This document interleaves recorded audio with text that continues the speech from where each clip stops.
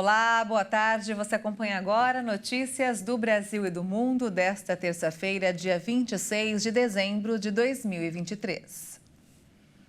A Petrobras anunciou hoje uma redução de 30 centavos por litro no preço do diesel tipo A para as distribuidoras, que passará a ser de R$ 3,48 por litro, válido a partir de amanhã. Segundo cálculos da companhia, considerando a mistura obrigatória de 88% de diesel A e 12% de biodiesel que compõe o diesel comercializado nos postos, a parcela da Petrobras no preço ao consumidor terá uma redução de 26 centavos por litro. Com isso, cada litro vendido na bomba deve custar, em média, R$ 3,06 ao consumidor final, segundo o comunicado da empresa.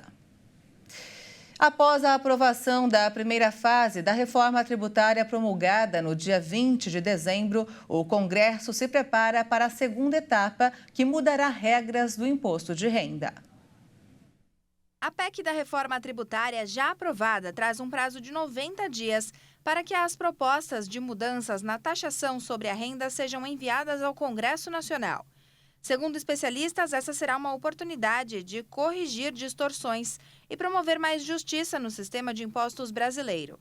Atualmente, o maior peso dos impostos se concentra sobre o consumo no Brasil, o que penaliza os mais pobres. Isso é algo que a reforma tributária não alterou. A reforma do imposto de renda ainda não foi divulgada pela área econômica do governo Lula.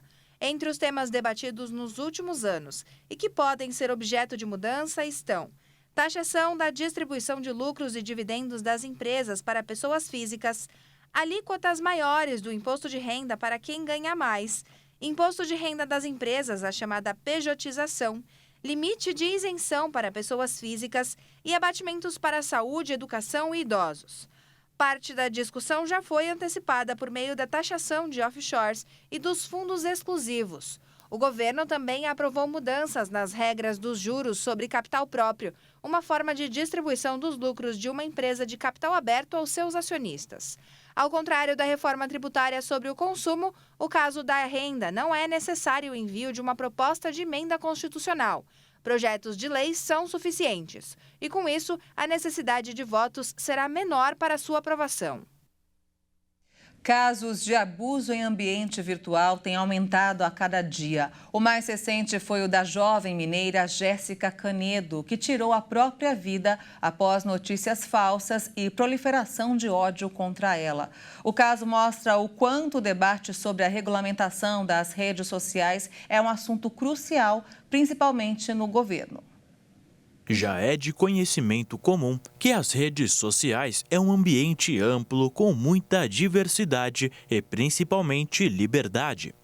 Mas de uns anos para cá, o universo digital tem se tornado cada vez mais perigoso.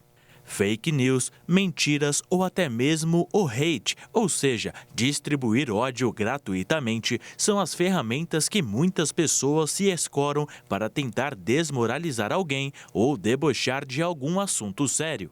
Como foi o caso da jovem mineira Jéssica Canedo, de 22 anos.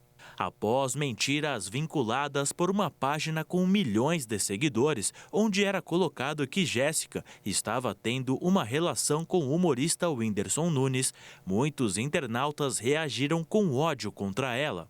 Ambos, porém, negaram a autenticidade das mensagens, alegando serem fake news e afirmaram que não se conheciam. Mas, não surtindo efeito, Jéssica decidiu postar em suas redes sociais um texto sobre a situação, mas não foi ouvida e recebeu mais ódio ainda. Até a mãe de Jéssica foi às redes sociais para fazer um apelo, mas não adiantou de nada. Bom, gente, eu tô aqui em primeiro lugar como uma mãe, entendeu? Como uma mãe, né, que tá passando por uma situação difícil com a sua filha, né?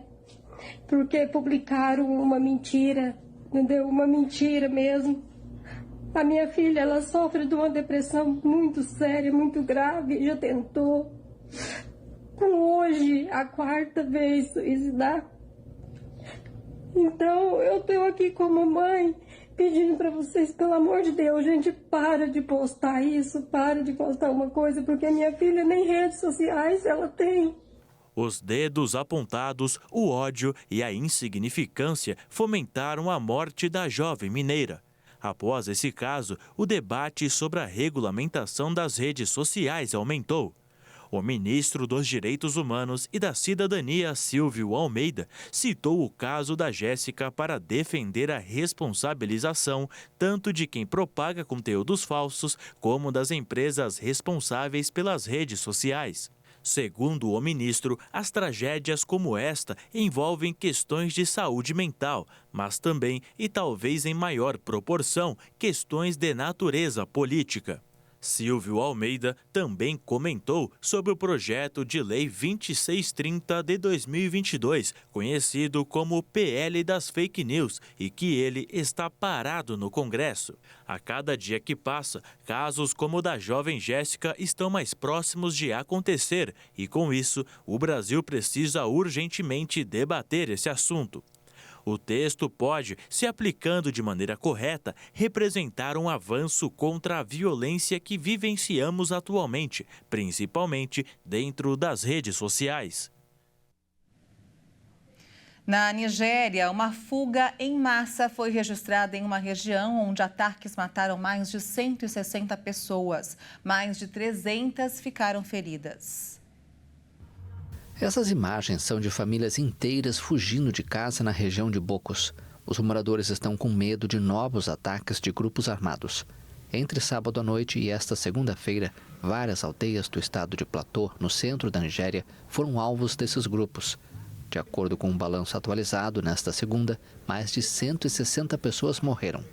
Mandei Kassá, presidente do Conselho de Governo de Bokos, uma circunscrição que tem sido foco de tensões religiosas e étnicas há vários anos, destacou que as hostilidades começaram no sábado e continuaram nesta segunda pela manhã.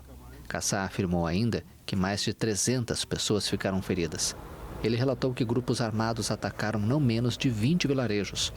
No domingo, o governador do estado de Plateau, Caleb Mutfwang, qualificou a ação de bárbara, brutal e injustificada. Em sua conta na rede X, a ONG Anistia Internacional reagiu a essa onda de violência, estimando que as autoridades nigerianas sempre falharam em seus esforços para acabar com esses ataques frequentes no estado de Plateau. As populações das regiões noroeste e central da Nigéria vivem aterrorizadas pelos ataques de grupos jihadistas e facções criminosas que saqueiam as aldeias e matam ou sequestram seus moradores. Imagens do exército israelense mostram um cão da unidade K9 passando pelos túneis de Gaza. Os cães do exército têm ajudado em várias missões, como detecção de explosivos.